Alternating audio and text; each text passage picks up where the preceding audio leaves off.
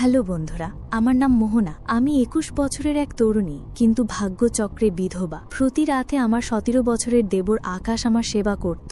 একদিন আমার পায়ে সেবা করার সময় সে আমার সাথে এমন এক আচরণ করে যা শুনলে আপনারা অবাক না হয়ে পারবেন না। আমার যখন মাত্র 18 বছর বয়স, তখন বাবা মা আমাকে বিয়ে দিয়েছিলেন, কিন্তু বিয়ের কয়েক বছর যেতে না যেতেই আমার স্বামী পরলোক গমন করেন। স্বামীর মৃত্যুর পর আমার দেবর আমার সাথেই থাকত।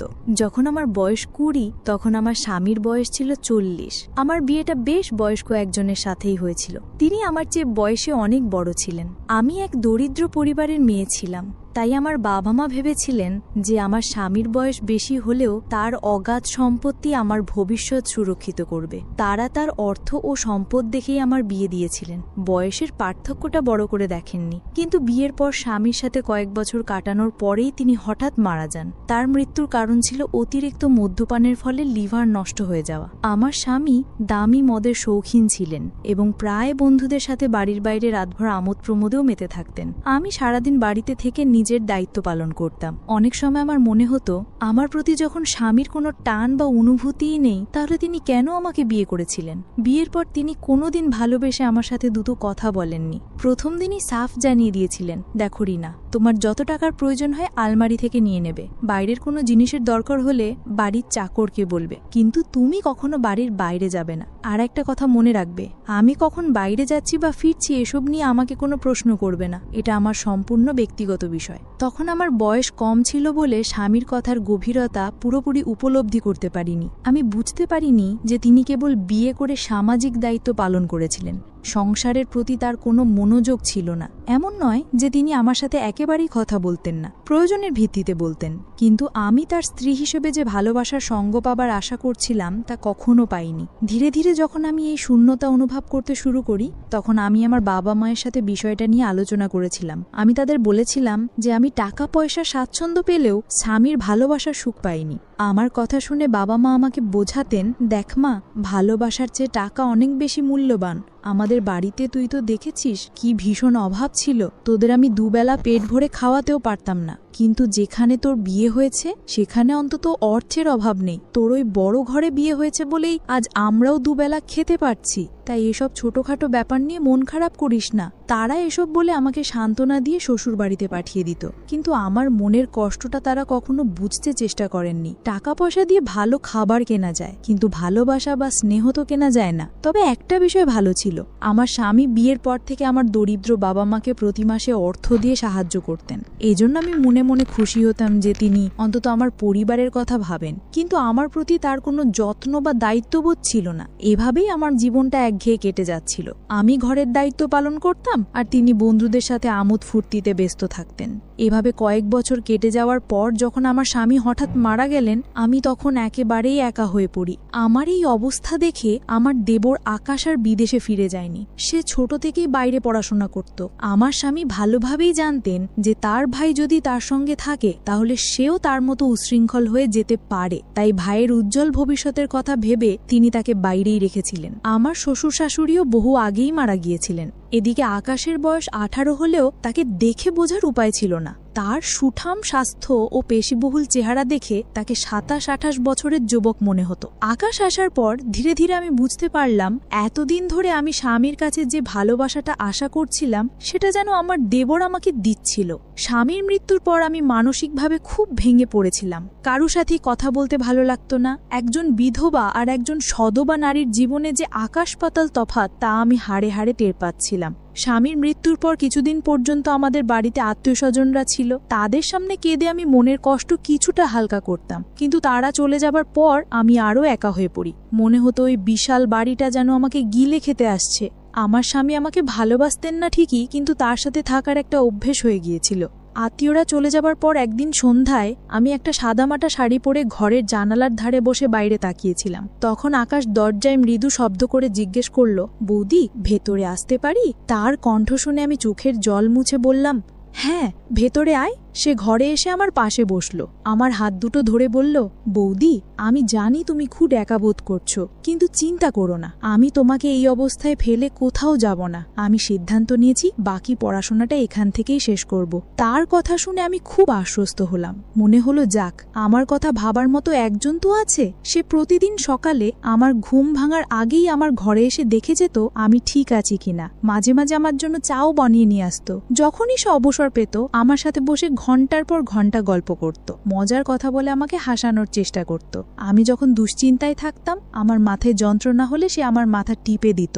আমি তাকে বারণ করলে সে মায়া ভরা কণ্ঠে বলতো, বৌদি, তোমার উপর কি আমার কোনো অধিকার নেই? আমি কি তোমার একটু সেবা করতে পারি না? তার এই আন্তরিক কথায় আমি আর তাকে বাধা দিতে পারতাম না। এভাবেই দিন কাটতে লাগলো এবং আমার দেবর আমার খুব কাছাকাছি আসতে শুরু করলো। ধীরে ধীরে আমি বুঝতে পারছিলাম যে আকাশ আমার প্রতি অত্যন্ত যত্নশীল। এই অনুভূতিটা আমার ভেতরটাকে নাড়িয়ে দিচ্ছিল, কারণ আমি ঠিক এই ভালোবাসাটাই একদিন আমার স্বামীর কাছে চেয়েছিলাম। আকাশের সাথে যতই দিন কাটছিল আমি ততই অজান্তে তাকে পছন্দ করতে শুরু করেছিলাম। কিন্তু একটা সময় আমার মনটা এমনভাবে ভেঙে যাবে তা আমি কল্পনাও করতে পারিনি। আসলে দোষটা সম্পূর্ণ আমারই ছিল। আমি একবারও ভেবে দেখিনি যে আকাশ আমার চেয়ে বয়সে ছোট আর আমি তার চেয়ে বড়। আমি কি করে এত বড় একটা ভুল করতে যাচ্ছিলাম? তার আমার প্রতি শ্রদ্ধা, যত্ন আর ভালোবাসাকে আমি অন্য কিছু ভেবে বসেছিলাম। সে কি সত্যিই আমাকে তার দাদার বিধবা স্ত্রী হিসেবে দেখত, নাকি এর পেছনে অন্য কোনো অনুভূতি ছিল, তা আমি বুঝতে পারছিলাম না। আমার খাওয়া দাওয়ার থেকে শুরু করে শারীরিক সুস্থতা সবকিছুর খেয়াল সে রাখত। এতে আমি তাকে অন্য চোখে দেখতে শুরু করি এবং তার প্রতি আমার প্রত্যাশা বাড়তে থাকে। স্বামীর মৃত্যুর পর দুশ্চিন্তার কারণে আমাকে নিয়মিত ওষুধ খেতে হতো। সেই ওষুধও আকাশ আমাকে নিজের হাতে খাইয়ে দিত। সেই সব সময় বলতো, বৌদি, নিজের শরীরের যত্ন নাও, ঠিক মতো না খেলে তো শরীর আরো ভেঙে পড়বে।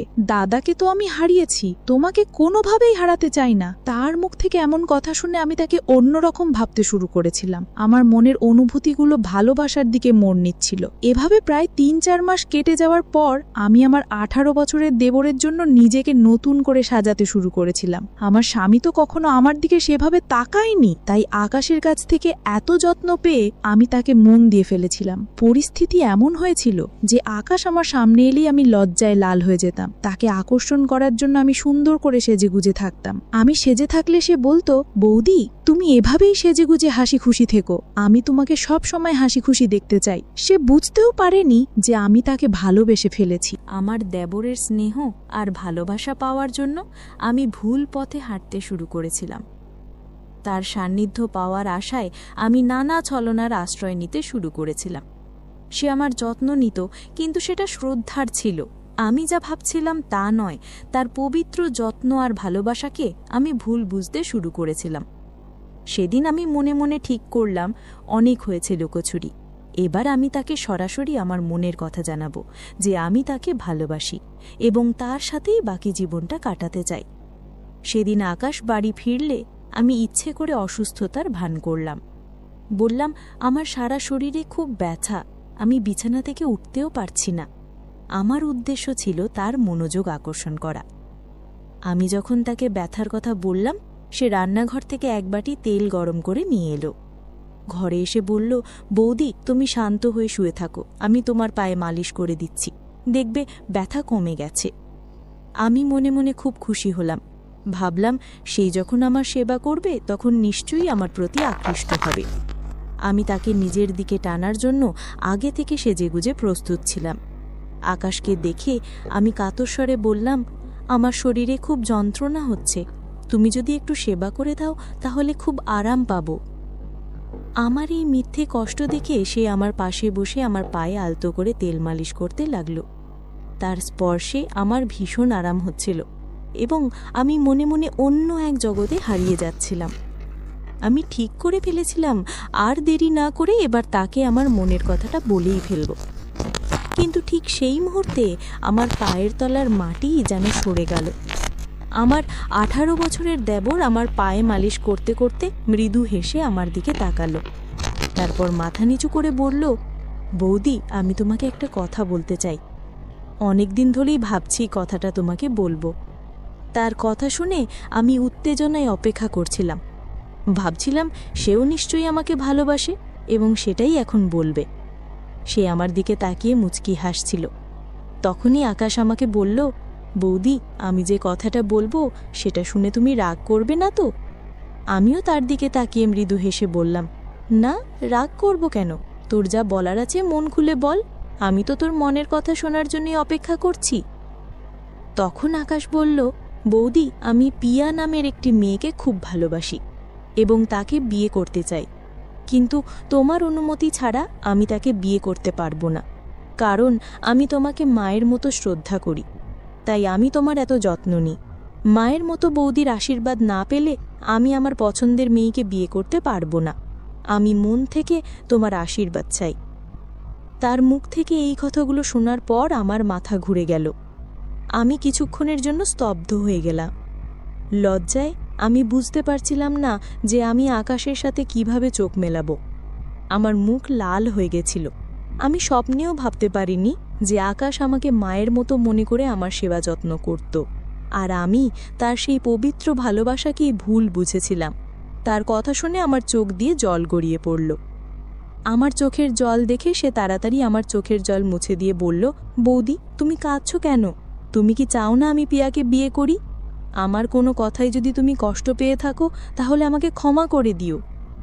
তখন আমি তার কাঁধে হাত রেখে জোর করে হেসে বললাম, আরে পাগল, আমি তো খুশিতে কাঁদছি। আমার দেবরটা তো অনেক বড় হয়ে গেছে। তুই যখন বিয়ে করে তোর বউকে বাড়িতে নিয়ে আসবি তখন হয়তো আমাকে আর আগের মতো ভালোবাসবি না, আমার এত যত্ন করবি না। এই ভেবেই হয়তো আমার চোখে জল এসে গেছে। আকাশ তখন আমার হাতটা ধরে বলল, বৌদি, এমনটা কখনোই হবে না। আমি তোমাকে আমার মায়ের আসনে বসিয়েছি। ছোটবেলায় বাবা মারা যাবার পর মা খুব একা হয়ে গিয়েছিলেন, তখন দাদা মায়ের খুব খেয়াল রাখত। আমি দাদার কাছেই শিখেছি। তুমি ছাড়া তো আমার আর কেউ নেই বৌদি। তোমার কিছু হয়ে গেলে আমি তো একেবারে একা হয়ে যাব, তাই আমি তোমাকে কোনোভাবেই কষ্ট দেব না। এই জন্য তোমার অনুমতি নিতে এসেছি। আমি কি আমার পছন্দের মেয়েকে বিয়ে করে এই বাড়িতে আনতে পারি? আমার স্ত্রী এলে তোমাকে আর কোনো কাজ করতে হবে না, সে এই বাড়ির সব দায়িত্ব সামলে নেবে। তুমি এতদিন অনেক কষ্ট করেছ, সে এলে তোমার একাকিত্বও কেটে যাবে। তার কথা শুনে আমার নিজেরই খুব লজ্জা করছিল। আমি যে ছেলেটির কাছে অন্য কিছু পাওয়ার আশায় এত ছলনা করেছিলাম, সে তো আমাকে তার মায়ের সম্মান দিয়েছিল। সেদিন আমি নিজের ভুল বুঝতে পেরে মনে মনে প্রতিজ্ঞা করলাম যে আমি আর কখনো আমার দেবরকে সেই ভুল চোখে দেখব না। তারপর আমি আনন্দের সাথেই তার পছন্দের মেয়ের সাথে তার বিয়ে দিয়ে পিয়াকে এই বাড়িতে নিয়ে এসেছিলাম। এখন আমরা সবাই একসঙ্গেই থাকি। আমিও আমার দেবরকে নিজের ছেলের মতোই স্নেহ করি। আকাশের আমার প্রতি ভালোবাসাটা যেহেতু মাতৃস্নেহের মতো ছিল, তাই আমি আর কোনো দিন তাকে আমার মনের কথা জানাইনি। আমিও নিজে খুব লজ্জিত ছিলাম। আমি বুঝতে পেরেছিলাম যদি ভুল করে আমি তাকে আমার অনুভূতির কথা বলে দিতাম তাহলে সে হয়তো আমাকে ছেড়ে চলে যেত। আমি কখনোই চাইনি যে আমার ছেলের মতো দেবর, যে আমার এত খেয়াল রাখে, তাকে আমি হারাই। তাই আমি আর কোনোদিন আমার মনে তার প্রতি কোনো গলদ চিন্তা আসতে দিইনি। সেদিন থেকে আমরা সবাই একসঙ্গে মিলেমিশে বসবাস করি। ভালোবাসা তো নানা রকমের হয়। মায়ের সাথে ছেলের ভালোবাসা, স্বামীর সাথে স্ত্রীর ভালোবাসা, ভাইয়ের সাথে বোনের ভালোবাসা, ঠিক তেমনি দেবন আর বৌদিরও খুব পবিত্র ভালোবাসা হতে পারে। পার্থক্য শুধু এটাই যে আমরা সঠিক সময় সঠিক ভালোবাসাটা বুঝতে ভুল করে ফেলি, যেমনটা আমি করেছিলাম। আমি আমার দেবরের পবিত্র ভালোবাসাকে চিনতে পারিনি। গো বন্ধুরা, আজকের গল্পটি এই পর্যন্তই। গল্পটি তোমাদের কেমন লাগলো কমেন্ট করে অবশ্যই জানাবে। আর এরকম নতুন নতুন গল্প পেতে চ্যানেলটিকে সাবস্ক্রাইব করে পাশে থাকা বেল আইকনটিতে ক্লিক করুন, পরবর্তী কোনো আপডেট যেন মিস না হয়। আমার নাম সোনালী আক্তার মৌ, বয়স 30 ছুঁই ছুঁই। আমার স্বামী ব্যবসার কাজে 3 দিনের জন্য বাইরে গেছে। আমি এখন এই বাড়িতে একা একা থাকি। সাথে আছে শুধু আমাদের কাজের ছেলে রতন, ওর বয়স হবে 21, খুব ভদ্র। আজ সন্ধ্যায় আমি ঘরে আয়নার সামনে দাঁড়িয়ে চুল বাঁধছিলাম। হঠাৎ দেখি দরজার ফাঁক দিয়ে রতন তাকিয়ে আছে। আয়নার ভেতর দিয়ে চোখে চোখ পড়ে গেল। আমি বললাম, কি রতন, কিছু বলবি? ও একটু কাঁপা গলায় বলল, না বৌদি, পানি দিতে এসেছিলাম। আমি বললাম, আয় ভিতরে আয়, এখানে রাখ, চা বানিয়ে দে, মাথাটা ধরেছে কি ও জি হ্যাঁ কি বলে চলে গেল রান্নাঘরের দিকে। আর আমি আয়নার দিকে তাকিয়ে ভাবছিলাম ওর চোখের চাহনি কেন যেন অন্যরকম, ওর চোখে আজ অন্য কিছু। রাত 8টা নাগাদ খাওয়া দাওয়া শেষ। আমি বললাম, রতন তুই নিচে খেয়ে ঘুমিয়ে পড়। রাত তখন প্রায় 1-2টা, বাইরে টিপটিপ বৃষ্টি। আমার ঘরের জানালা খোলা, পর্দা দুলছে, হালকা ঠান্ডা হাওয়া, ঘুম আসছিল না। এমন সময় দেখি দরজার পাশে রতন দাঁড়িয়ে আছে চুপচাপ। আমি বললাম, কি রে রাহুল, আবার কি? ও বলল, বৌদি, নিচের ঘরে পানি পড়ছে আর অনেক বাজ পড়ছে, ভয় লাগছে, একটু যদি এখানে বসতে দিতেন। আমি একটু চুপ করে বললাম, গেস্ট রুমে গিয়ে শুয়ে পড়। ও বলল, বৌদি, অনেক ভয় করছে, আর আপনি তো একাই আছেন। আমি একটু হাসলাম, বললাম, আমি ভয় পাই না, তুই ভয় পাচ্ছিস কি? ও বলল, আপনার পাশে থাকলে ভয় আর লাগবে না। আমি বললাম, তাহলে দরজা লাগিয়ে আয় আর আমার মাথায় একটু টিপে দে, অনেক ব্যথা করছে গি। ও দরজা লাগিয়ে এলো, এসে আমার মাথার পাশে বসলো, আস্তে আস্তে আঙ্গুল দিয়ে টিপে দিচ্ছিল। আমার চোখ বন্ধ হয়ে আসছিল। ওর গরম হাত আমার কপালে বুলিয়ে যাচ্ছিল। এমন সময় ও বলল, বৌদি, আপনার গায়ের গন্ধ অনেক মিষ্টি। আমি চোখ খুলে ওর দিকে তাকালাম, বললাম, তুই এখন অনেক কথা বলছিস গি। ও বলল, জানি বৌদি, কিন্তু আজ আপনাকে অসম্ভব সুন্দর লাগছে। আমি হেসে বললাম, তাহলে তুই কি করবি? ও বলল, যদি একটা আবদার করি। রাগ করবেন? আমি বললাম, আগে শুনি কি। ও বলল, একটু আপনাকে জড়িয়ে ধরতে চাই। আমি চুপ করে রইলাম, কিছু বললাম না, শুধু বললাম, রতন আয় গি। ও ধীরে ধীরে আমার গায়ে হেলে পড়ল। তার গরম বুক আমার বুকের সাথে লাগতেই আমি কেঁপে উঠলাম। রতন আমার গাল ছুঁয়ে বলল, আপনার চামড়া একদম তুলোর মতো। আমার চোখ অল্প অল্প ভিজে উঠছিল। আমি বললাম, আর কিছু বলবি না, শুধু অনুভব কর গি। ও আমার কপালে ঠোঁট ছুঁইয়ে দিল, শরীর যেন কেঁপে উঠল। আমার বুকের উপর ওর হাত এসে পড়ল, আর আমি চোখ বন্ধ করে ফেললাম। সেই এক রাতের শুরু ঠিক এইভাবেই হলো, আর বাকি যা ঘটবে তা শুনলে আপনারও শরীর ঘামতে শুরু করবে। এই তো ছিল প্রথম পর্ব।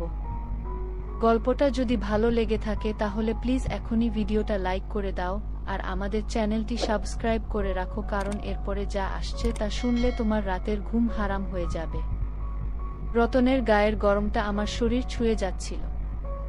বুকের ভেতর ধাক ধাক আওয়াজ হচ্ছিল।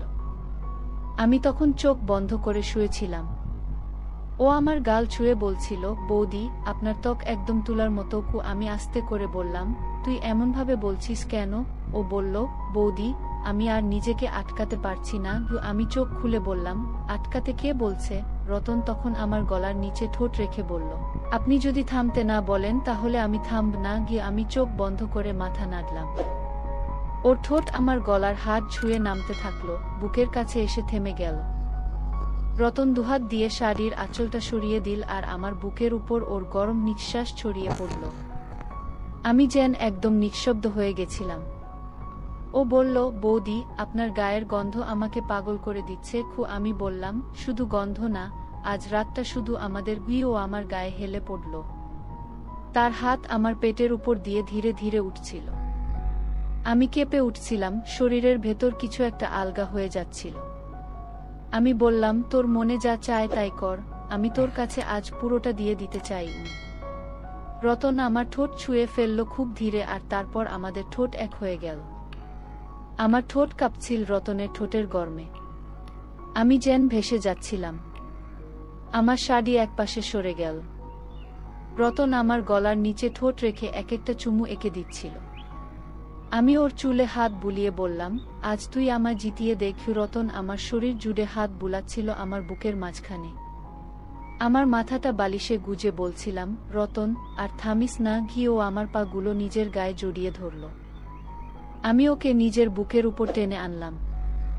তখন শুধু নিঃশ্বাসের আওয়াজ ঘরের ভেতর বৃষ্টির শব্দের সাথে মিশে এক অদ্ভুত তালে বাজছিল। আমরা কেউ কারো মুখে কিছু বলছিলাম না, শুধু গলার নিচে ঠোঁট রেখে চুমু আর জড়িয়ে ধরা। রতন বলল, বৌদি, এই রাতে আমি আপনার সব জায়গা ভালোবাসা ছুঁইয়ে দিতে চাই। আমি বললাম, তুই পারবি রতন? আমার শরীর এখন তোর। ও বলল, আপনার মতো বোকা আর হয় না। আমি বললাম, তুই যা করছিস কর, কিন্তু আজ তুই থামবি না। ও বলল, আমি আপনাকে শেষ পর্যন্ত ভালোবাসতে চাই। আমার ঘরের বাতি তখনও জ্বলছিল, কিন্তু ঘরের ভেতরে যেন লাল আলো আগুন জ্বলছিল। সেই আগুনে আমরা দুজন একে অপরের মধ্যে হারিয়ে যাচ্ছিলাম। আমার পায়ের আঙ্গুল কেঁপে উঠছিল, ওর স্পর্শে আমার ঠোঁট থেকে শুধু নিঃশ্বাস বের হচ্ছিল। আর সেই রাতে আমি বুঝলাম আমি কতদিন ধরে এই ভালোবাসা খুঁজছিলাম। রতন আমার পাশে শুয়েছিল, ওর বুকের ধাক্কা আমার পিঠে লাগছিল। আমি চোখ বন্ধ করে অনুভব করছিলাম ওর নিঃশ্বাস আমার কানের পাশে এসে কাঁপছিল। ও ফিসফিস করে বলল, বৌদি জানো, তোমার পিঠে হাত রাখলেই মনে হয় আমি কোনো নরম বিছানায় হাত রেখেছি। আমি ধীরে ওর দিকে ফিরলাম, আমার চুলগুলো গড়িয়ে পড়ল ওর বুকে। ও হাত বাড়িয়ে আমার চুলগুলো আলতো করে ঠিক করে দিল। আমি ওর বুকে হাত রাখলাম। রতন আমার কপালে চুমু খেয়ে বলল, আমি তোমায় চোখে চোখে দেখতে চাই সারা রাত। কি আমি বললাম, চোখে চোখ রেখে যদি কেউ ভালোবাসা পড়ে তাহলে আমিও তোর চোখে হারিয়ে যেতে চাই। রতন আমার গাল ছুঁয়ে বলল, আমি তো তোমার প্রতিটা কথা, প্রতিটা স্পর্শে নিজেকে হারিয়ে ফেলছি। আমি ওর বুকের উপর মাথা রাখলাম, মনে হচ্ছিল আমার পৃথিবীটা এখন শুধু এই বুকের মধ্যে। ও হাতটা আমার পিঠ বেয়ে নামিয়ে কোমরে রেখে বলল, আপনার শরীর আমাকে শান্ত করে আবার অস্থির করে। আমি বললাম, তুই যেটা পারিস সেটা কর, শুধু আমাকে ছেড়ে যাস না। রতন বলল, এই শরীর, এই মন আজ থেকে শুধু আমার, আমি প্রতিটা নিঃশ্বাসে তোমাকে চাই। আমি চোখ বন্ধ করে ওকে বুকের মধ্যে জড়িয়ে ধরলাম। রতন আমার কানের কাছে মুখ এনে ফিসফিস করে বলল, আপনি জানেন আমি কতবার আপনাকে স্বপ্নে পেয়েছি। আমি বললাম, আর এখন তো স্বপ্ন না, সব সত্যি। কি ও আমার হাতটা চেপে ধরল আর বলল, আজ আপনি যা বলবেন আমি সব করব। আমি বললাম, তাহলে আজ আমাকে এমন ভালোবাসবেন আর কিছু চাইতে না হয়। ওর ঠোঁট আবার আমার গলার নিচে ছুঁয়ে নামছিল, বুক হয়ে পেটের কাছে এসে থেমে গেল। আমার নিঃশ্বাস কেঁপে উঠছিল ওর ছোঁয়ায়। রতন আমার পেটের পাশে মুখ রেখে বলল, এখানে আমার ভালোবাসা গেঁথে দিতে চাই। আমি বললাম, গেঁথে দে রতন, আমার শরীর তোকে ছাড়া এখন আর কিছু বোঝে না। ও আমার শাড়ির আলগা অংশ গুটিয়ে গুটিয়ে এক পাশে রাখল। আমার গায়ের উপর ওর গরম দেহটা নেমে এলো, আমি চোখ বন্ধ করে শুধু অনুভব করছিলাম। ফিসফিস করে বলছিলাম, থামিস না রতন, থামিস না। রতন বলল, আজ আমি শুধু তোমায় পেতে এসেছি, কোনো শব্দ নাই, শুধু ভালোবাসা। আমরা একে অপরের শরীরে হারিয়ে যাচ্ছিলাম। ঘরের বাতাস ভারী হয়ে উঠছিল নিঃশ্বাসের শব্দে, ভালোবাসায়। আমি অনুভব করছিলাম আমার প্রতিটা সেল ওর স্পর্শে জেগে উঠছে। ও বলল, বৌদি, এই রাতে আমি শুধু তোমার হতে চাই। আমি বললাম, আমি তো আগেই তোকে দিয়ে দিয়েছি নিজেকে, তুই শুধু আজ আমাকে ভরিয়ে দেখ। রতন আমার গাল ছুঁয়ে ঠোঁটে এক টুকরো চুমু রাখল আর বলল, আমি থামব না যতক্ষণ না আপনি বলবেন থামতে।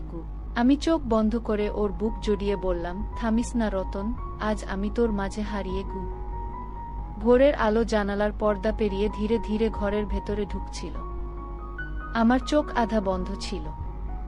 রতন আমার পাশে এক হাতে আমাকে জড়িয়ে ঘুমাচ্ছিল। ওর বুকের নিচে আমি মাথা রেখে শুয়েছিলাম, শরীরটা এখনো কেমন নরম হয়েছিল। ওর গায়ের গন্ধ এখনো আমার গায়ে লেগেছিল। আমি ধীরে ধীরে ওর বুকে হাত রাখলাম। রতন একটু নড়ল, ও চোখ খুলে আমার দিকে তাকিয়ে মুচকি হেসে বলল, বৌদি, আপনি এখনো জেগে আছেন? আমি বললাম, তোকে জড়িয়ে ঘুমানোর মতো শান্তি আর কিছুর মধ্যে পাই না। রতন আমার কপালে চুমু খেয়ে বলল, আমি না জানতাম না আপনি এতটাও কোমল, একটা সুন্দর। আমি হেসে বললাম, তুই কাল রাতে আমাকে নতুন করে চিনেছিস। ও বলল, আপনার প্রতিটা স্পর্শ এখনো আমার মনে হচ্ছে। আমি বললাম, শুধু মনে নয়, আমার শরীর এখনো কাঁপছে তোর ভালোবাসায়। রতন আমার মুখটা হাতে নিয়ে বলল, আমি তো শুধু আপনাকে ভালোবাসতে চেয়েছি বৌদি, আর কিছু চাইনি। আমি বললাম, আর আমি আজ নিজেকে তোকে দিয়ে দিয়েছি রতন, কারণ তুই সেটা পাওয়ার মতো করে ভালোবেসেছিস। রতন আমার ঠোঁটে হালকা একটা চুমু দিল, তারপর বলল, আজ আমি চাই আপনি শুধু আমার হয়ে থাকুন। আমি বললাম, আমি তোর ছিলাম, তোরই আছি। রতন আমাকে বুকের মধ্যে জড়িয়ে বলল, আপনার শরীর আমার বুকের সাথে লাগলে মনে হয় আমি বেঁচে আছি। ওর হাত আমার পিঠে নামছিল। আমি চোখ বন্ধ করে বললাম, আর কোনোদিন ছেড়ে যাস না। ও বলল, আমি থাক প্রতিদিন আপনার পাশে, এইভাবে। আমরা বিছানায় পাশাপাশি শুয়েছিলাম। জানালার বাইরেই বৃষ্টির শব্দ শুরু হয়ে গেল। রতন বলল, বৃষ্টি হলে আমার আপনাকে ছুতে ইচ্ছে করে আরও বেশি। আমি হেসে বললাম, তাহলে তো আজ সারাদিন বৃষ্টি হোক। ও বলল, তাহলে তো সারাদিন আপনাকে ছুঁয়ে থাকতে পারবো। রতন আমার গায়ের উপর হেলে পড়ল। আমি বললাম, তুই আবার শুরু করবি নাকি? ও বলল, থামতে পারছি না বৌদি, আপনি আমাকে অস্থির করে দিচ্ছেন। আমি ওর কানে মুখ এনে বললাম, আমি তো চাই তুই অস্থির হবি। রতন বলল, তাহলে আপনি নিজেই বলুন এখন কি করব? আমি বললাম, আবার আমাকে ভালোবাস, শুধু একটু একটু করে। কি? ও আমার ঠোঁটে ঠোঁট ছুঁইয়ে দিল, খুব ধীরে, খুব নরমভাবে। ও বলল, বৌদি, আপনি তো এক একটা ছোঁয়ায় আমাকে পাগল করে দিচ্ছেন। আমি বললাম, তুই তো শিখিয়েছিস ভালোবাসা মানে কি। ওর ঠোঁট আমার গলার হাড়ে নামছিল, বুকের কাছটা আবার গরম হয়ে উঠল। আমি চোখ বন্ধ করে বললাম, সুন্দর হলে শুধু তোকে ভালোবাসার জন্যই কি? ও আমার শরীর জুড়ে হাত বুলাচ্ছিল, আবার আমার বুক থেকে পেট হয়ে নেমে যাচ্ছিল। আমার নিঃশ্বাস ভারী হয়ে উঠছিল, আমি কাঁপছিলাম ওর ছোঁয়ায়। রতন বলল, বৌদি, আপনি যদি এখন না থামান, আমি আর নিজেকে থামাতে পারবো না। আমি বললাম, থামতে কে বলছে? তুই আজ আমাকে আবার জিতে নে। ঘরের বাতিটা নিভে গেছিল, শুধু জানালা দিয়ে আসা আলো আর বৃষ্টির শব্দে ভর করে আমাদের ভালোবাসা আবার জেগে উঠল। রতন আমার শরীরের প্রতিটা জায়গা চেনা ছোঁয়া রেখে যাচ্ছিল, আর আমি সেই ছোঁয়ায় ভেসে যাচ্ছিলাম। আমি জানতাম এই ভালোবাসা লুকিয়ে রাখা যাবে না, তবুও এই মুহূর্তে আমি কিছু ভাবতে পারছিলাম না। আমরা শুধু একে অপরকে চাইছিলাম নিঃশব্দ ভালোবাসার মধ্যে। সেই সকালটা আমাদের শরীরের গল্পে এক নতুন শুরু হয়ে গেল। সকালটা যেন আজ একেবারে অন্যরকম ছিল। ঘুম থেকে উঠেই বুঝে গেলাম এই সকালটা আর আগের মতো নয়। রতন আমার পাশেই শুয়েছিল, ওর হাতটা এখনো আমার কোমরে রাখা। আমি ধীরে করে ওর হাতটা সরিয়ে উঠে দাঁড়ালাম। ঘরের জানালা দিয়ে রোদের আলো পড়ছিল, কিন্তু আমার চোখে ছিল কেবল অন্ধকার। আমার ব্যাগটা রাতেই গুছিয়ে রেখেছিলাম, জানতাম এই সকালেই চলে যেতে হবে।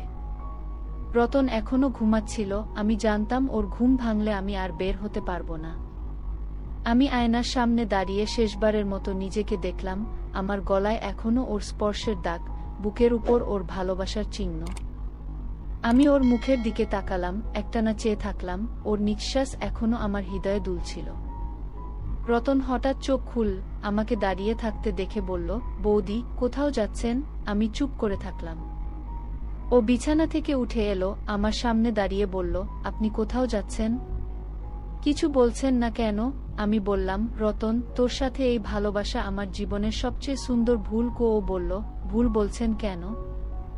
আপনি তো আমাকে সত্যি ভালোবেসেছেন। আমি চোখের পানি চেপে বললাম, হ্যাঁ, ভালোবেসেছি। আর সেই ভালোবাসার জন্যই আজ আমাকে চলে যেতে হচ্ছে। রতন বলল, আপনি গেলে আমি কার কাছে গিয়ে বলবো ভালোবাসি? আমি বললাম, কাউকে কিছু বলতে হবে না, তুই শুধু মনে রাখিস একটা বৌদি তোকে নিজের থেকে বেশি ভালোবেসেছিল। ও আমার হাত ধরে বলল, আপনি চাইলে আমরা পালিয়ে যেতে পারি, আমরা অন্য কোথাও গিয়েও থাকতে পারি। আমি মাথা নেড়ে বললাম, পালিয়ে যাওয়া ভালোবাসা নয়, সেটা দায়িত্ব থেকে পালানো। রতন আমার চোখের দিকে তাকিয়ে বলল, আমি আপনাকে ছাড়ব না বৌদি, আপনি আমার হৃদয় হয়ে গেছেন। আমি ওর গালে হাত রেখে বললাম, রতন, কখনো কাউকে এইভাবে ভালোবেসো না, কারণ ভালোবাসা যখন সমাজ মেনে নেয় না, তখন সেই ভালোবাসা একদিন বিষ হয়ে যায়। ও কান্না চেপে বলল, আমি তাহলে এখন কি করব? আমি বললাম, এই ভালোবাসাকে মনে রেখে তুই সামনে এগিয়ে যা, আমি তোকে বাধা হতে চাই না। রতন বলল, আপনি চলে গেলে আমার বাচ্চামরা সব এক হয়ে যাবে। আমি ওর কপালে চুমু দিয়ে বললাম, এই চুমুটা রাখ তোর বুকের ভেতর সারা জীবন। ও আমাকে জড়িয়ে ধরল খুব শক্ত করে, আমার গালে ওর চোখের জল পড়ছিল। আমি বললাম, রতন, এবার আমাকে যেতে দে, নয়তো আমি আর নিজেকে থামাতে পারবো না। ও আস্তে করে বলল, আমি আপনাকে ভালোবেসেছিলাম, এখনো ভালোবাসি, আর সারা জীবন ভালোবাসবো। আমি দরজার দিকে এগিয়ে গেলাম, পেছনে ওর গলা ভাঙা আওয়াজ শুনলাম, বৌদি, প্লিজ একবার পেছনে তাকাও। আমি থামলাম না, আমার চোখ তখন শুধু পানি আর বুক জুড়ে একটা ভার। দরজার কাছে এসে আমি একবার আকাশের দিকে তাকালাম আর মনে মনে বললাম, রতন, তোকে আমি ভালোবেসেছিলাম এবং আজও ভালোবাসি, কিন্তু এই ভালোবাসা কাউকে বলার নয়, শুধু মনের ভেতরে রাখার।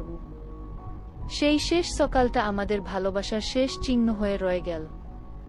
আর রতন, ও হয়তো আজও কোনো জানালার পাশে দাঁড়িয়ে বলে যায়, বৌদি, আমি এখনো আপনাকেই ভালোবাসি।